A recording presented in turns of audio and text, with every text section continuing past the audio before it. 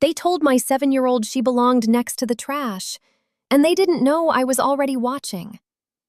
Let that sink in for a second. Not a stranger, not a teacher, not some random kid at school. Family.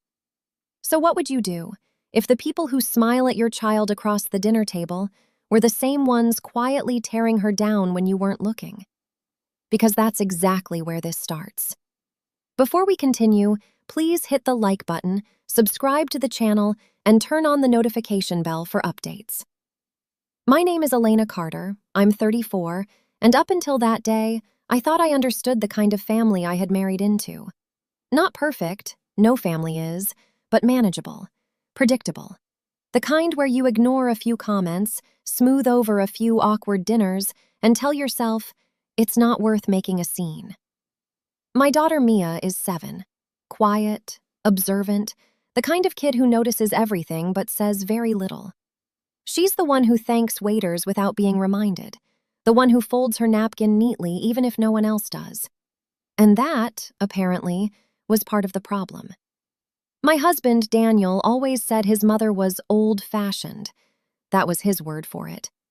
Margaret Carter, 62, believed in discipline, structure, respect.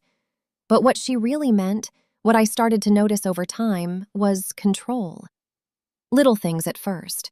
Don't let her speak over adults. She's too sensitive. She needs to toughen up. Nothing you could point to and say, that's the line, just enough to make you uncomfortable and then second-guess yourself for feeling that way. And Daniel? He'd sigh, shrug. That's just how Mom is. So I let it go, over and over again, until that afternoon. We were at their house for what was supposed to be a normal family lunch. Nothing special, just one of those routine visits you show up to out of obligation more than excitement. The kitchen smelled like roasted chicken and something slightly overcooked. The TV murmured faintly from the other room. Plates clinked, chairs scraped. Normal. I remember checking my phone and realizing I'd left something in the car. I told Daniel I'd be right back. He barely looked up. Mia was already sitting at the table, and I left. Just a few minutes. That's all it was supposed to be. But then, my phone buzzed. A message, not from Daniel, from Lily, his younger sister. Now, Lily's not dramatic, not impulsive. If anything, she's the kind of person who avoids conflict at all costs. So when her name popped up, I almost ignored it. Almost. The message was short. You need to see this, now! No explanation, no emojis, nothing. Just that. And underneath it, a video. I remember staring at the screen for a second longer than I should have. You know that feeling? When something hasn't happened yet, but your body already knows it's bad? Yeah, that. I tapped the video, and the first thing I heard was laughter. Not yelling, not arguing, laughter. And somehow, that made it worse. Because laughter means they didn't think they were doing anything wrong. The camera angle was low, slightly tilted, like someone was holding the phone close to their chest. And then I saw her, Mia, standing there, holding her plate, not sitting, just waiting, like she wasn't sure where she was allowed to be. I felt my chest tighten, and then I heard Margaret's voice, calm, casual. No, she can sit over there. Over where? That's when the video shifted slightly, just enough, and in that moment, everything changed. Over there. That's what she said. Such a simple phrase, right? Harmless on the surface, the kind of thing you wouldn't even notice in a normal conversation. But this wasn't normal, because when the camera shifted, I saw exactly where over there was. Not the table, not even a chair off to the side. It was the floor, right next to the trash bin. For a second, my brain didn't process it correctly. It tried to correct the image, like maybe I was misunderstanding what I was seeing. But then Margaret's voice came again, clearer this time. Yes, right there, that's fine. Fine. Mia hesitated. It was subtle. Most people wouldn't have noticed it. But I did, because I know my daughter. She doesn't question adults. She doesn't push back. She waits just long enough to make sure she's doing the right thing. And in that moment, she was waiting for someone to say, "No, not there." No one did. Not Margaret, not Harold, and not Daniel. That's when my stomach dropped, because Daniel was in the frame now, sitting at the table, watching. Not laughing, not smiling, but not stopping it either. And tell me something, which one is worse, the person who says it or the person who lets it happen? Mia slowly lowered herself down, carefully, like she was trying not to make a mess, like she didn't want to inconvenience anyone, even while sitting next to a garbage can. Her plate rested on her lap. It wobbled slightly before she steadied it with both hands. And then, laughter. Again. Soft, casual, background noise. Like this was normal. Like this was acceptable. "Leave her there," Margaret said. And then the line that I still hear even now. "That's where she belongs." I paused the video. I couldn't breathe for a second. 7 years old.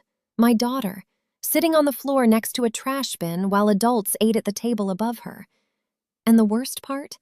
She didn't cry. She didn't protest. She just looked down. Do you know what that means?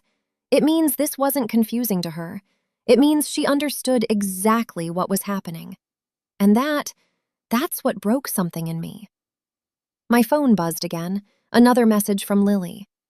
"I didn't know what to do. I'm sorry." Sorry? I stared at that word.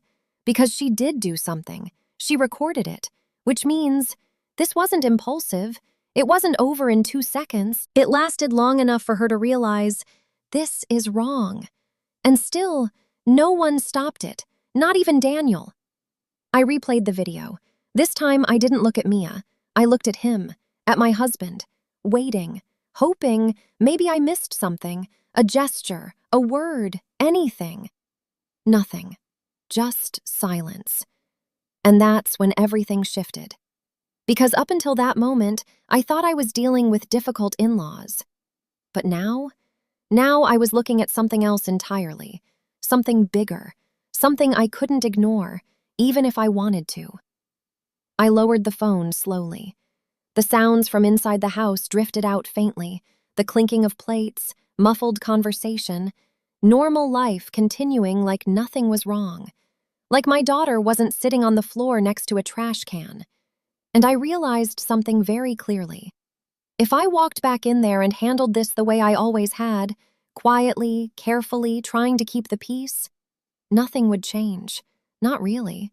They would apologize. Or worse, they wouldn't. And next time, maybe it would be something else. So I didn't walk back in. Not yet. Instead, and unlocked my phone, scrolled past Daniel's name, and stopped on someone else. Because I wasn't calling him. Not this time. My thumb hovered for just a second, and then the video didn't start with yelling, it started with laughter.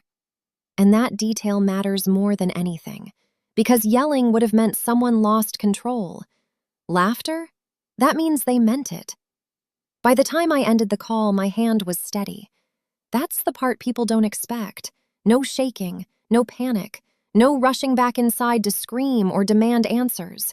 Just clarity. But before I walked back in, I hit play again. Not from the middle, from the very beginning. Because if I was going to do this, if I was going to follow through on what I had just set in motion, I needed to see everything.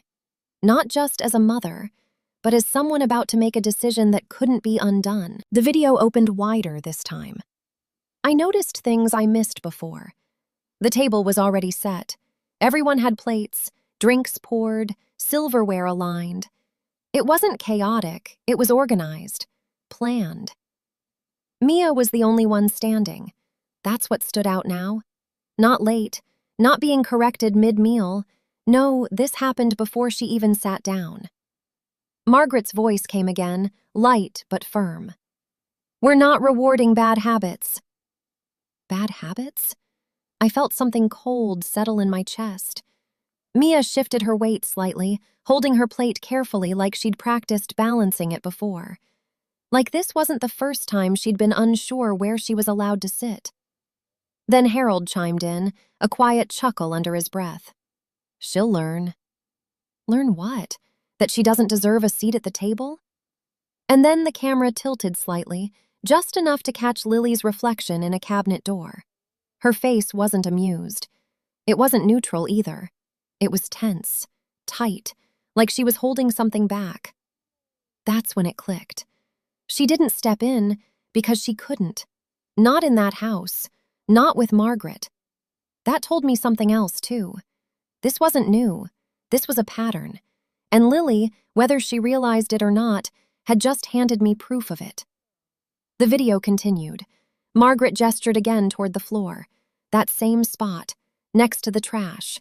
Not random, not accidental, intentional. And Mia? She obeyed.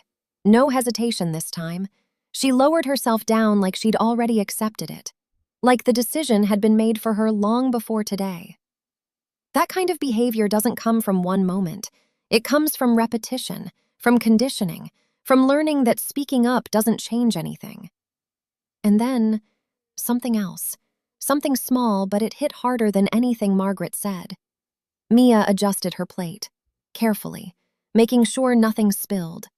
Not because she was clumsy, but because she didn't want to give them another reason, another excuse, another comment. And suddenly the room in that video felt smaller, tighter, like everything in it revolved around keeping one person satisfied. Margaret. I paused again. My reflection stared back at me in the black screen, and for the first time, a question surfaced that I couldn't ignore.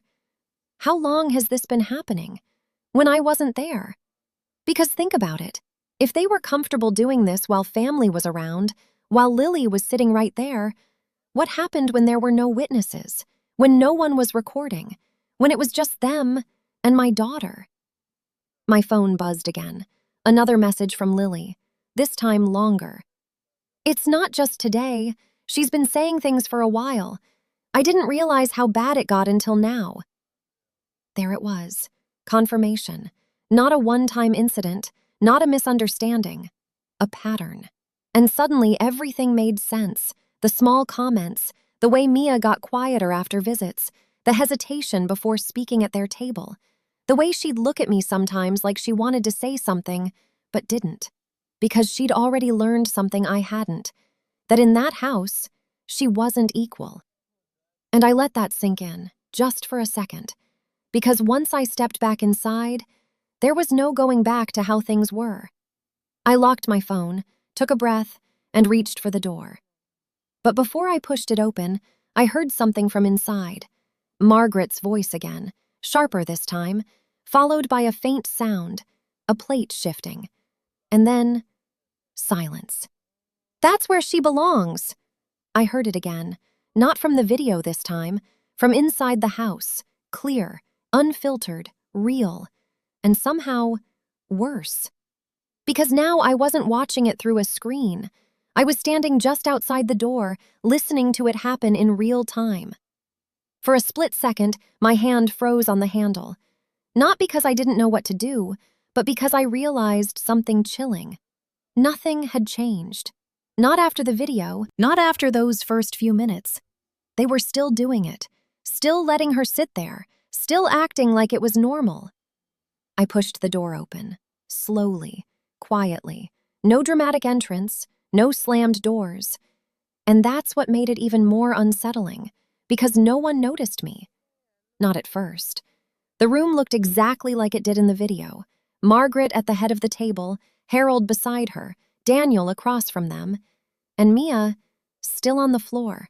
Same spot, same position, plate on her lap, head slightly lowered, like she'd been there the whole time, like nothing had interrupted it. You ever walk into a room and instantly feel like you're seeing something you weren't supposed to see? That was it. Raw, unfiltered reality. Margaret was mid-conversation, casually cutting into her food. Children need to understand consequences, she said, like she was explaining something reasonable, logical. Harold nodded. Daniel said nothing. Again, that silence. It echoed louder now, because it wasn't just hesitation anymore, it was participation. I stepped further inside. Still, no one reacted. And for a moment, I let it play out. Not because I was unsure, but because I needed to see it, fully, clearly, without interruption. Because once I stepped in, everything would change. Mia glanced up, just briefly, and when her eyes met mine, she didn't smile, she didn't look relieved, she looked cautious, like she was trying to read me, like she was wondering, am I in trouble? That look hit harder than anything else, because it meant she didn't expect me to fix it. She expected me to accept it, just like everyone else had. I walked over to her, slowly, each step deliberate. Margaret noticed me then. "Oh, you're back," she said lightly, like nothing was out of place, like this was just another normal moment. I didn't answer. I knelt down beside Mia. Up close, I could see her hands gripping the plate tighter than they needed to, her knuckles slightly pale. Careful, always careful. I gently took the plate from her lap, set it aside, and placed my hand on her shoulder. She tensed for a second, then relaxed, just a little. And that was enough. Behind me, I heard Margaret's chair shift. "Elena, we're in the middle of—" I stood up, slowly turned, and for the first time since I walked in, I spoke. "No, you're done." The room went quiet. Not the casual quiet from before. This was different, heavy, uncertain. Margaret frowned slightly, like she didn't quite understand what was happening. Or maybe she wasn't used to being interrupted. "Excuse me?" she said. And that's when something subtle shifted in the air. Because this wasn't just tension anymore. This was the moment where control started slipping. Not loudly, not dramatically, but enough.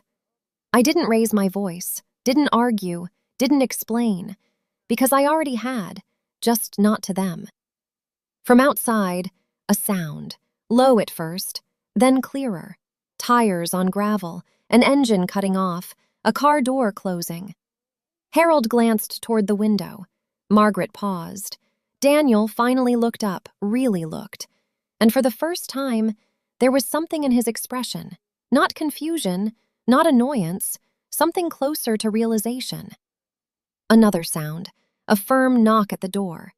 No one moved, no one spoke. The air tightened.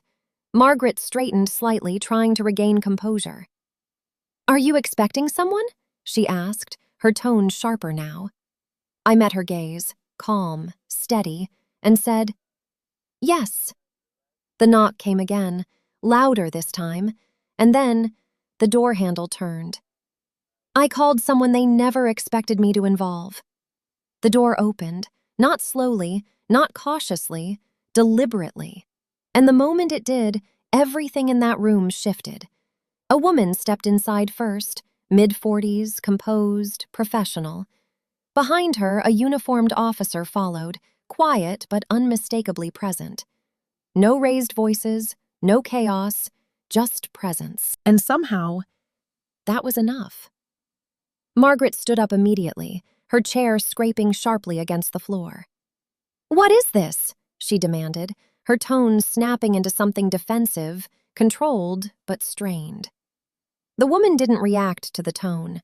She simply reached into her bag, pulled out a folder, and spoke clearly. "My name is Karen Holt. I'm with Child Protective Services. We received a report regarding a concern involving a minor at this residence." Silence.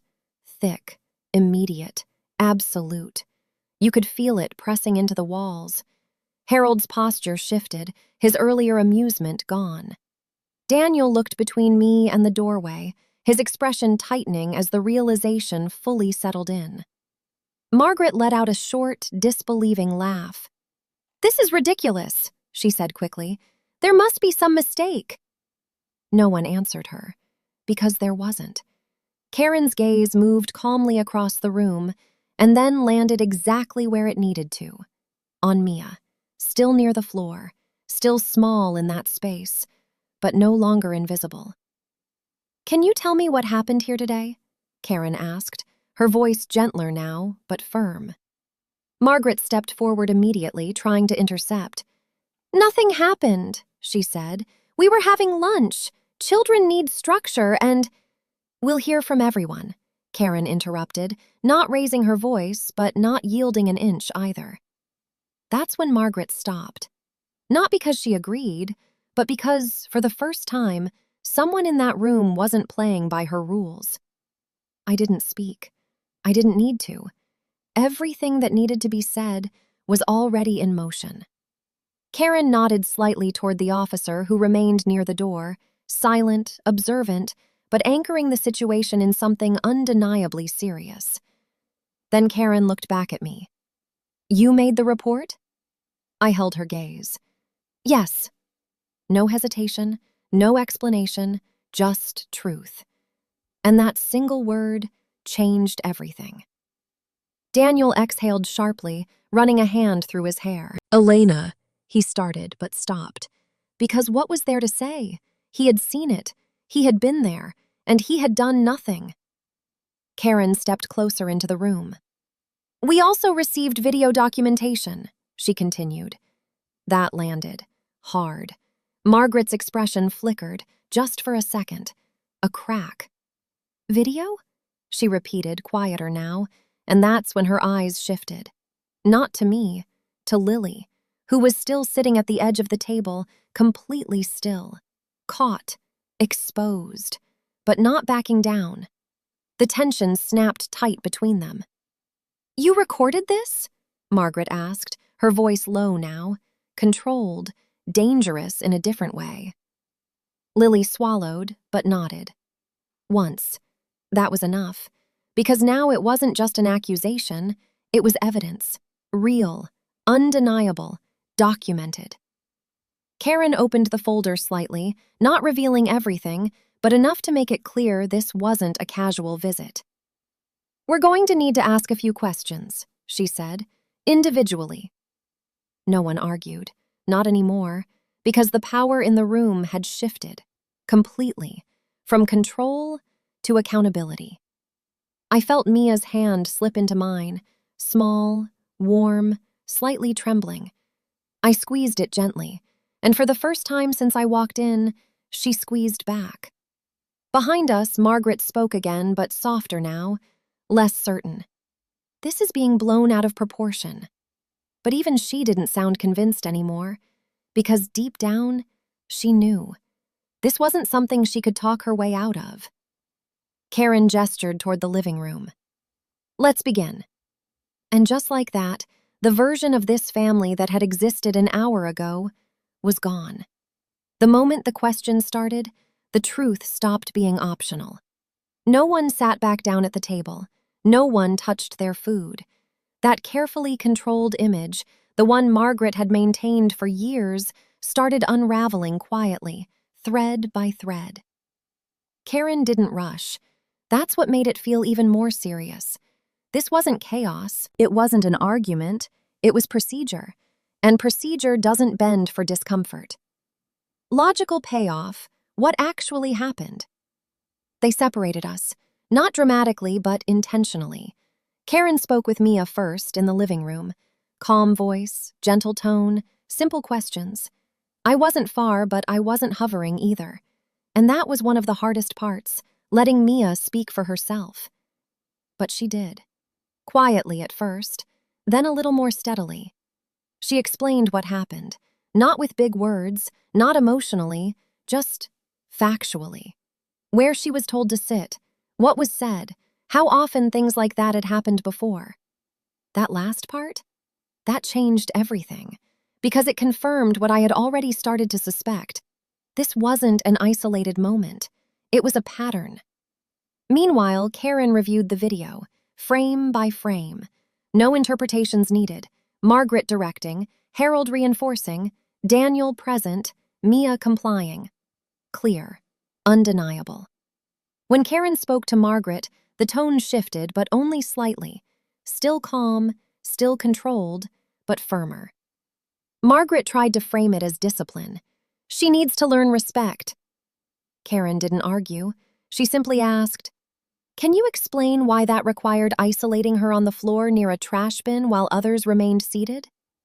Margaret didn't have a clean answer, because there wasn't one.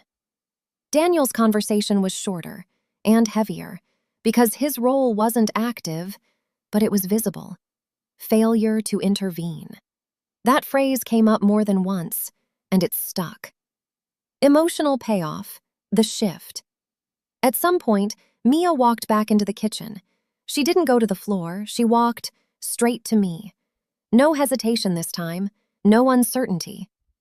I crouched down, meeting her at eye level. "You did nothing wrong," I told her. Simple, clear, and I meant every word. She looked at me for a second, like she was measuring it. Then she nodded, and something in her posture changed. Not dramatically, but enough. Like a weight she didn't realize she was carrying had been lifted just slightly. Behind us, the room stayed quiet, because no one could undo what had already been seen. Consequence payoff. What happened after? The visit didn't end with a warning. It turned into a case. Official, documented, ongoing. Immediate actions. A formal report was filed. The video was submitted as evidence. Follow-up visits were scheduled. Restrictions were put in place.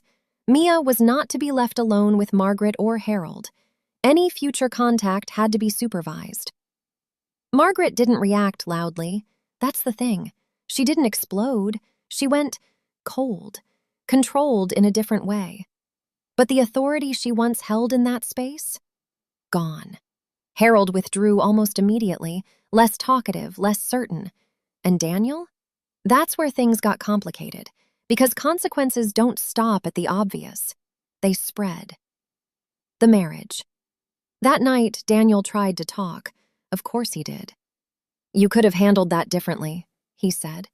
I looked at him, really looked, and asked one question. How? He didn't answer right away, because deep down, he knew. There wasn't a better time. There wasn't a calmer way. There wasn't a version of that situation where silence would have fixed it. "You saw it," I said. "You were there." That landed harder than anything else, because it was true. And truth doesn't leave much room to hide. Over the next few weeks, things shifted. Not instantly, not perfectly, but undeniably. Daniel started attending family counseling, not because he wanted to at first, but because the alternative was losing more than just control of the situation. It was losing us. The family fallout. Lily's role came out quickly, and it divided the family. Some called her disloyal, others quietly supported her. But one thing was clear: she was the reason the truth couldn't be denied. And for the first time, she didn't stay silent about it. Social consequences. Margaret's image, the polished, composed, perfect family narrative, it cracked. Not in one dramatic moment, but gradually. Through distance, through questions, through the quiet absence of invitations that used to be automatic. Because people notice when something shifts, even if they don't know all the details. Final resolution. Where things stand now. A few weeks later, the house felt different. Not theirs, ours. Mia sat at the kitchen table, legs swinging slightly under her chair, talking about something small, school, I think. Something ordinary. And that's what stood out. Normal, unforced, unafraid. No hesitation before speaking, no checking the room for approval, just being 7. I watched her for a moment longer than usual. Not because I was worried, but because I was making sure. Making sure that version of her, the quiet, shrinking one, stayed gone. Daniel sat across from us, quieter than before, more present, still working through things, but trying. And that mattered. Not more than what happened, but enough to move forward, carefully. My phone buzzed, a message from Lily. "Thank you for doing what I couldn't." I read it once, then locked the screen, because the truth was, she had done something. She made sure I saw it, and that made everything else possible. Closing moment. People think the turning point is the call, or the knock on the door, or the moment everything gets exposed. But it's not. The real turning point is the moment you decide something will not continue, no matter how uncomfortable it gets, no matter who it involves. I didn't yell, I didn't argue, I didn't ask for permission. I just made sure it stopped. Because they said she belonged by the trash, but in the end, they were the ones who had to answer for it. And Mia? She's exactly where she should have been all along, at the table, safe, heard, and no longer invisible.